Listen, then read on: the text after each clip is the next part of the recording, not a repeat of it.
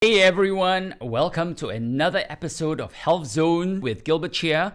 My name is Gilbert Cheah. I am the editor of Healthzone Singapore, a Facebook page that's dedicated to bringing you the best information and advice about health and wellness, curated from a Singapore and regional perspective.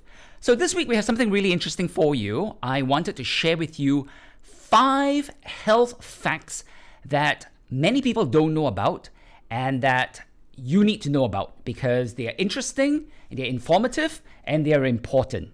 So let's get down to it. First one is cholesterol-free foods can still raise your cholesterol. Now, this may surprise many people because often you'll see food that is labeled as cholesterol-free, and most people will think that that means it's healthy, but not so fast. Just because a food doesn't contain cholesterol does not mean that the food is good for your cholesterol levels. Many people don't realize that food that has no cholesterol can still raise cholesterol levels. And that's because they would contain trans fat and saturated fats, which are often found in many fried foods and baked goods. Look for the words partially hydrogenated vegetable oils and avoid those as much as possible.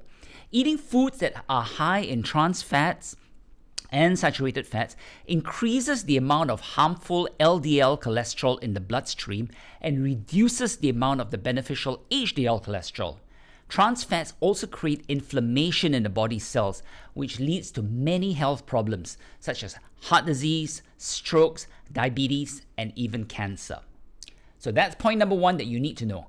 Point number 2 is coffee is really good for you. Are you surprised by that? Aside from alcohol, no other beverage has been as criticized as coffee. Health advocates like to brag that they don't take any caffeine, and people who like to drink coffee are usually thought of as like almost borderline drug addicts who probably also smoke. Basically, coffee has gotten a bad reputation, and this is totally unwarranted. In fact, coffee can be thought of as a health food, believe it or not. And that's because many studies have shown that coffee, in moderation, has some very important health benefits for most people. And in moderation means about 3 to 5 cups a day, which will give you about 400 milligrams of caffeine. Now, medical experts and researchers from leading universities and institutions have found that moderate coffee drinkers had less cardiovascular disease and premature death from all causes, including heart attacks and stroke, than those who don't drink coffee.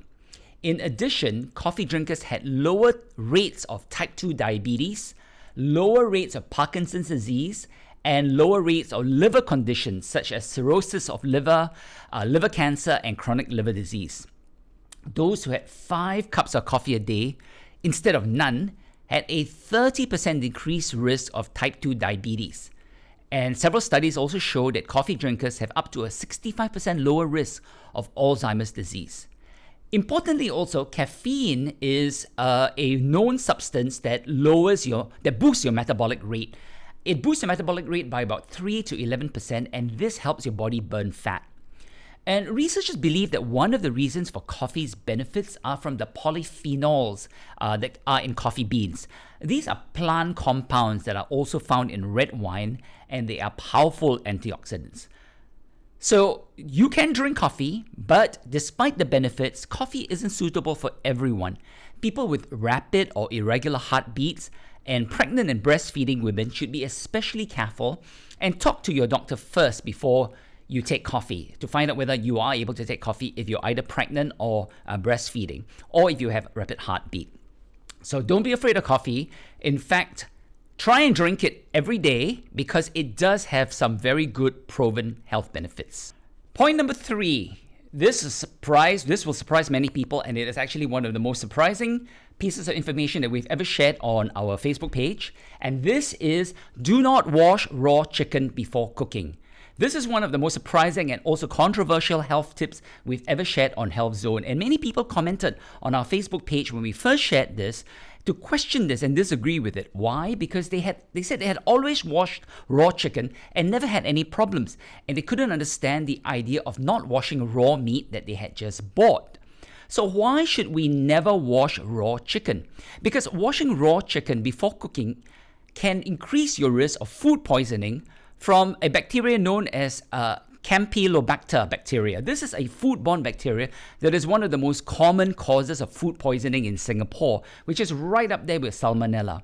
Now, there's nothing wrong with the actual washing of the chicken, but what happens very often is that water splashing from raw chicken will spread the bacteria all around, over your sink, your countertop, your cups and plates, on the dish rack nearby, and even on other foods that you will be eating. And when researchers went around the kitchen testing surfaces after someone had washed raw chicken, they found bacteria all around, even in the bowl of salad that was sitting on a table away from the sink. Water droplets can travel more than 50 cm in every direction. Only a few Campylobacter cells are needed to cause food poisoning. Symptoms include diarrhea, stomach cramps, nausea, fever, and vomiting. And every year in Singapore, there are over 500 cases of food poisoning caused by the Campylobacter bacteria. This is really interesting. So what might happen is that people will be washing the raw chicken, not knowing that they're actually spreading this bacteria, and then they don't feel well after that, but they don't know what caused it. Because the symptoms could be anything. They think maybe it's a stomach flu, it could be anything, but they don't realize that they've actually just caused themselves food poisoning by washing the raw chicken. Now, the other point is that chicken that is bought from supermarkets has already been washed and packed, so you do not need to wash them again. Cooking will kill far more bacteria than you can remove from washing. So the washing of raw chicken is not only unnecessary, it can actually be also dangerous. So that's point number 3 to keep in mind. Point number 4 that is surprising to many people is that placebos really work and optimists live longer and healthier lives.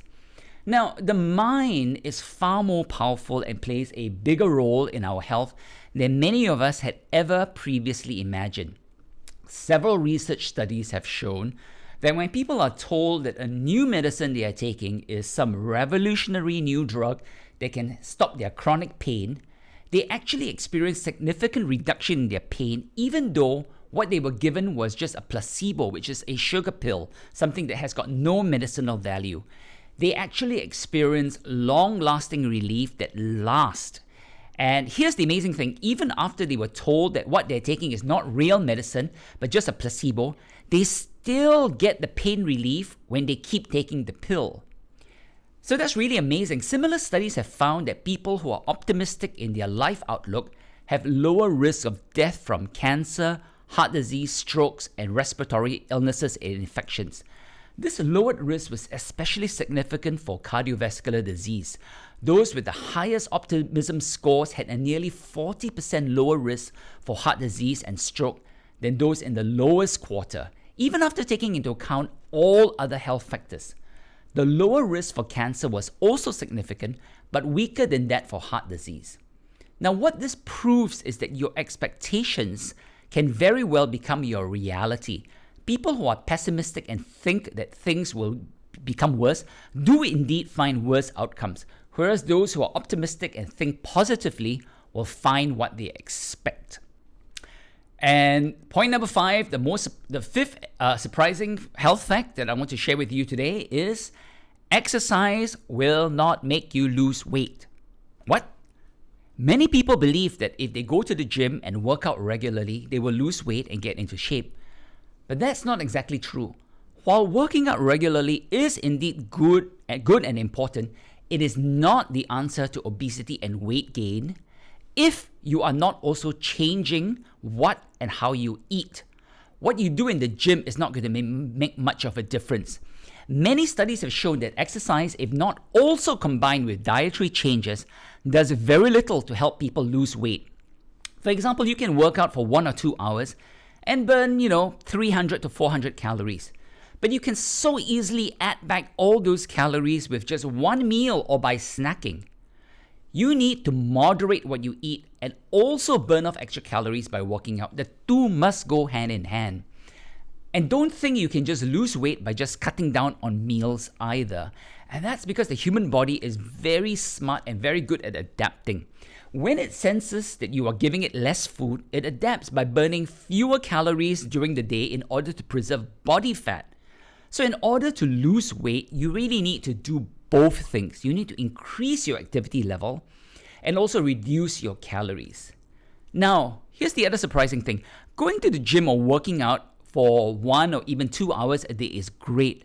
But what really makes a difference would be what you do in the rest of the day. You see, the body is actually burning most of its calories the rest of the time, not just during exercise. And this is something called non-exercise activity thermogenesis. A short form for it, the acronym is NEAT, N-E-A-T. And it refers to the calories your body burns while you are not exercising. For example, when you're walking around the supermarket, running for the bus, standing in the kitchen cooking, doing the laundry. Even while you are sleeping, your body is burning calories. And all of these other forms of physical activity play a significant role in helping to maximize the total number of calories that are burned in a single day. The calories that are burned with the accumulation of all of these small activities throughout the day will burn even more calories than what you will burn on the treadmill at the gym. So don't just think you're losing weight in the gym. There are many other ways to burn calories while you are going about your day. And here are some tips as how you can do it. Standing instead of sitting all the time. Taking stairs instead of the elevator. Even for a couple of flights, if not the whole way. Purposely make yourself walk a bit more. For example, get off one stop early on the bus or MRT and walk the rest of the way. Walk briskly around the mall, etc. These are all ways to add more activity and movement into your day, and all of these add up to really help you burn off the calories. So don't just think about it as the gym, because you can go to the gym and you can work out, but what will happen is that if you're sedentary for the rest of the time, you will actually not be able to really burn off as many calories as your body can throughout the day. So those are the 5 surprising health tips for this week. Do join us again for another week and we'll have more health and wellness information for you. Do like, subscribe, and comment and tell us what you think. And join us again for another episode of Health Zone with Gilbert Cheah. Thank you.